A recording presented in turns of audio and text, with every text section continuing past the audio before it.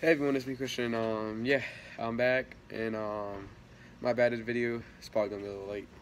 It's been a long day, and yeah, yesterday, um, let's talk about my day first. Let's get off my mind. So, long day of school. Oh my god, this is the longest day of school, and Spanish, ooh, it's long. It was like forever. At basketball, legs hurting, got a headache, and man, it's been a long day. But I'm here. So I'm a little sick, so my bad if my voice sounds weird, but yeah, and I'm wearing the hat again because I didn't do my hair. I just got out the shower, and yeah. So yesterday, let's jump right into it.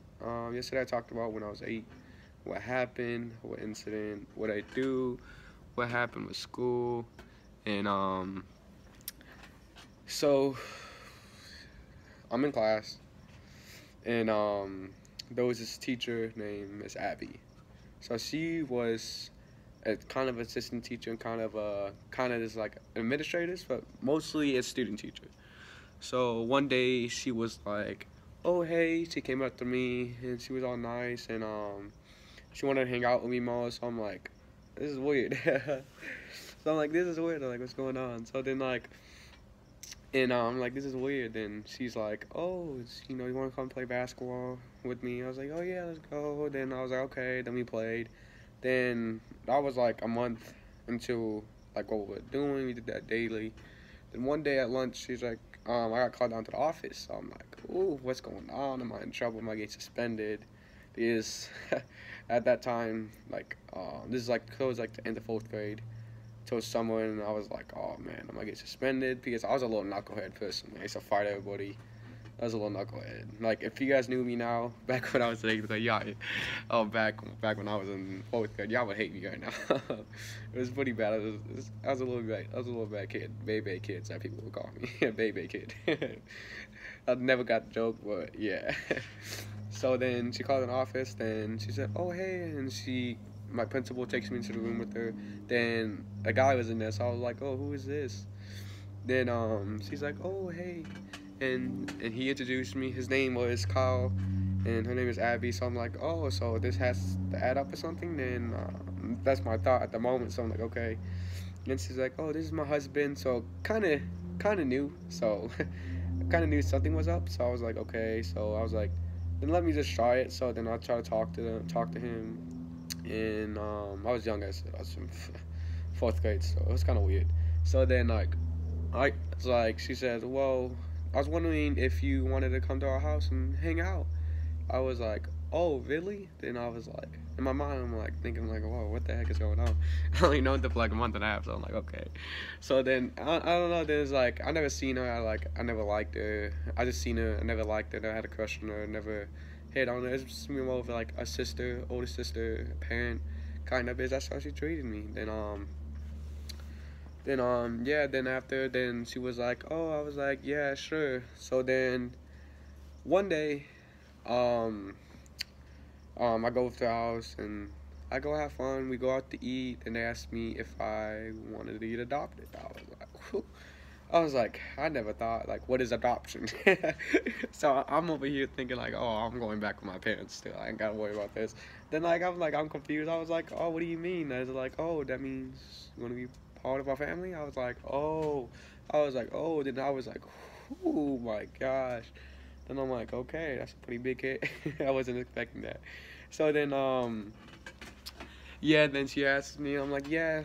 So then I go over for a few more weekends. And one day, it was kind of like, I don't know, it's kind of hard to explain. So one day, I go to school, and I usually see her first period. She said, oh, I'll be at school. I was like, okay. And she wasn't there. So I'm like, oh, have you seen Miss Abby? Teacher's like, oh, no, I haven't seen her. I was like, oh, okay. So I'm like, because that's kind of like a daily routine just to hang out with. I have other friends too I can hang out with, but that was like my main person to go to. I was like, okay. So then she didn't come, so like I get on the phone, and no one answers. I'm like, go straight to ringtone. I called her like 20 times that night. So I'm like, I don't know. I was just like, I don't know. For some reason, like in me, like I knew I didn't want to go with her because of the way I was thinking, and I wanted to go back home. So I was like, okay. Then I don't know, for something I got emotional. Then I started crying a little bit. I was like, okay, where's she at?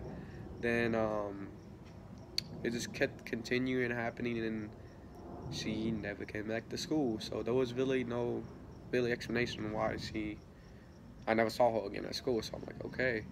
So like, this is a little new. So then I'll go to school. Then I kind of had to change my routine of what I was doing. To be honest, like, I'm just like almost turning 9. Yeah, 29, July 1st, and like end of the school year. So okay, so then yeah, then I go home, then I start crying again. Then that was it for my first attempt at a foster family, at least a placement. So I'm like, okay. So then I go home, then I just go in rage. I start punching walls. Kid tried to fight me. I fought him back. I don't know. It was just like really emotional for me because like when you get told that someone wants you to be in a family as a foster kid, it like means a lot. Like, oh, you get so hyped, and the worst possible thing is if it couldn't work out. Then it just happened to be one of the situations at the time, and yeah, just I don't know. It's, it still haunts me a little bit because like I still don't know what she is. There was really no explanation. Still don't know what she is, and she still hasn't contacted me at all. It's been 8 years now, 7.5 years, something like that. So yeah, so then one day I happened to get a call. So I'm 9, so I'm skipping a lot of months only because like I wanted like keep the pace up. So on my 9th birthday, um, it happened so fast. I was like, whoa, what's going on? So then I meet this other foster mom. Her name is Andrea. So I'm like, oh, she comes in. Like, I didn't even know she was coming. I was like, oh, what is this? What is going on? So I'm like, okay. So I'm like nervous. Like, I don't know, like nervous. And then, and she was like, oh, hey. And like, literally, I met her 2 times and she took me in. So, like, I go on a weekend visit with her 2 times and they said, oh, we're moving to your house. And I was like, well, what the hell is going on? So I'm like, okay, I'm just going with the flow. So I'm like, okay, let me go. So then it was noon, and I don't know. Then I met her. Then it was pretty, like, outside my first meeting. It was really nice, sweet. Then, like, sooner as I got to know her, like, things, like, we kind of bumped heads a lot. So for a foster kid, like, there's really a lot of things that really goes on, what we think, how we feel, and nothing really happens for no reason. So there's always a reason for us to be upset, and I don't know, it's just how it is. And it may seem like, oh, you don't have to be upset at everything. There's always something that can be upset. Well, it is, at least for us. So then yeah, we just bumped heads. She like cussed me out, I cussed her out. Then we used to go back at it, and I was like 9, knucklehead. It just didn't work out. So what happened was he sent me back to that shelter I was at, Crossroads, as I mentioned and elaborated in my other video. Then I go back there, and then I'm like, oh my gosh. Like, it's two foster homes, 2 families I wanted to take. It's like, oh. So then, I don't know, it was just hard. Then, I think for a kid, a foster, I'll just be honest, in my opinion, I think more of a foster kid's mindset is like, the worst thing is, like, at least for me when I was younger, I don't have a problem with it. Now I do and I don't, but for me, I think the worst thing is going to school and seeing like your friends get dropped off by their parents, because you know that your parents are not really with you and they're not dropping you off. As you watch other parents come, they hug them, they kiss them at the time, they were 5th grade. Then I don't know, it's just like, it's really hard for some people, like, knowing that they don't have parents and knowing that they have replacements for parents because the parents, for some odd reason, can't take care of a kid for some reason. So then another thing is like when I used to live with my family, I used to love going home. I used to love to come home, from like an adventure out because I used to live, like I said, multiple like hotels, motels. I used to go explore, go to Wendy's, go out to eat, do all that. So my personal favorite thing was not bad. excuse me, my personal favorite thing was to go home and to hug my mom. Like that was my number one favorite thing because like I don't just have that feeling that just have that one feeling you go home like knowing that you're loved and someone like is there for you and they want to be there for you. And sometimes I think that can be really emotional and hard for me to come back even now coming home in my permanent placement that's going to be my real family soon. So I don't know, it's just really hard and like having that idea knowing that my foster parents aren't my parents and that kind of in my mind I'll be kind of replacing my parents when my parents couldn't do a good enough job is kind of hard sometimes just to think about because like I would love to have like my bio parents with me. I would love to have a house like this. So like it doesn't even matter. I don't care if we live in another hotel. I would just want to see my parents every day. And sometimes this is just it just can't happen. So then yeah, so I don't even know what I just picked up. It's just like I don't know, there's a lot going through my mind. I'm really a little emotional because I don't wanna cry on here. I really don't. It's been a long day. Yeah, I think another thing is like when I was 9, like I always thought like, oh, someone's after me, like these foster care people, DCS, CPS workers don't want me to go home.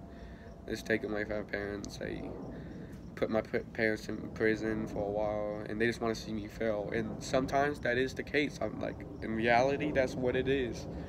Like you're gonna have foster kids like get told, oh, you're not gonna do nothing. Oh, go sit in your room for no reason because that's what the staff want to do. The caregivers want to do. It's just what happens sometimes. A lot of people do it for the money, and in me personally, I see a different perspective. But I think a lot of people do like really help a lot, but some people just don't, and that's like a personal issue for them to figure out. Then I'm gonna share another story about another foster family actually. So I also had another foster family. Her name was Robin. So no, before I get to that, so before I jump to that, let me get to like siblings. Like my first personally sibling with my siblings. I got to see my brothers and sisters for like a while, again in a while. So then get a phone call. Like, oh, we're gonna set up a visit with your siblings and your brothers and your sisters at this like little, like at this big community thing. It's a building that people go to. I'm like, oh yes. So like like after she said sibling visit and like I got to see my brothers and sisters and my family. I was like, I just blurred out everything and I was just like full of joy because like I don't know, just like I don't get that chance to see my brothers, my sisters every day. As if people would have brothers and sisters in a family living in the house, that I wouldn't get that privilege. I wouldn't get that privilege that they do now, when they're living in the house. I'm like, okay, bad. So I'm like excited, like, ooh. So I go in and I see like not my older brother, Nadia, Alex, Lenoa, Nadia, Alex, Agatha, Joey, Rosemary, Josiah. But there was one person that never showed up, and that was Gabby. Gabby had a more of a rough situation, and she was doing her own thing. And I think she had a plan, and she had the right mindset. And I think me personally, I think it was best for her. She just went her own ways, and yeah, she's doing her own thing right now. She's doing great right now. She's a strong sister. She's a strong woman, and I know she can take care of herself. And that's just the path she just took. She was just taking, and if it works out for her, I'm supporting her. I'm not gonna be mad at her, and she's my sister. And no matter what she does, I'm always gonna support her. And I'm always gonna be there for her. So back to the sibling thing, and I get there, we're having fun, and the visit was like 4 hours. I think 4 hours just to see like my brothers, my sisters, like 4 hours. Like, woo! I was so excited. So then like I go in and I play basketball. Then we eat. Then we play hockey. Then it was just like an amazing. Then the tougher part was to say like goodbye. The knowing that this is only for 4 hours. So like to have that feeling back, to be with your siblings, and knowing that it's not gonna last for more than 4 hours is just hard. So then that was always the hard part, at least for my sisters, because they were really emotional about seeing us, and I was too, but I was not as emotional for me myself and my older brother, but it's really hard then like to see them like get go back to the place they were at, and knowing that I'm not really gonna see them again for a while, probably. So I'm like, oh God, it's still hard. But that day ended, and I remember just going home and just thinking because it was like at this time, I'm not really a happy person. Like I'm more of like a depressed, quiet, silent kind of person more because it's a tough situation to be in for a foster kid and for like any kid to be in. No kid should no kid should have to go through what kids are going through nowadays. Parents abuse them. People get sexually abused. That shouldn't be like happening to young kids. And that's what happens a lot of time in foster care. Either the dad, the mom, they do something stupid, they abuse, they just think off what they're supposed to do. Like I don't like why can't you just be a parent and do what you're supposed to do and be proud and to have a son and have a daughter and own it.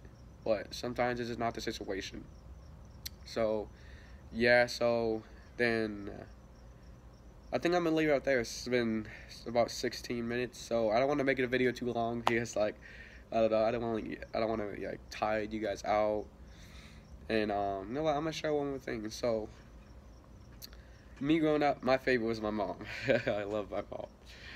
Oh my God, I love my mom. Like she was like the best thing. Like she always would like check up on me and so, like she would give me hugs. And I remember one day she told me, she said, "Christian," I was like, "Yeah, Mom," and I was like massaging her back, and she said, "Come here." I was like, "Okay."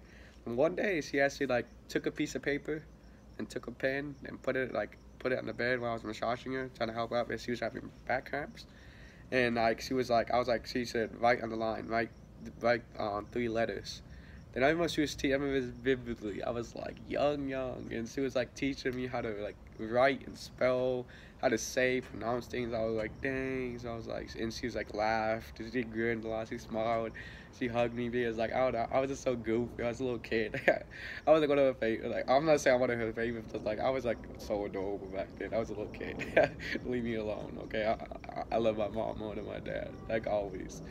And she would always like make me cookies, and like she would make dinner. She would try her best to make at least what everybody wanted, but I never cared what she made. So I was like, anything she made I would eat because it was like I'm thankful for it. Because at that time she really did that. That's when she really helped a lot. And she, like I said, she always helped, but like that's like one thing I really loved about my mom. She gave her all. She tried her best to take care of us and to keep us as a whole. And I think my mom kept our family together more than anyone else in our family did. And I think she deserves a lot of credit for that.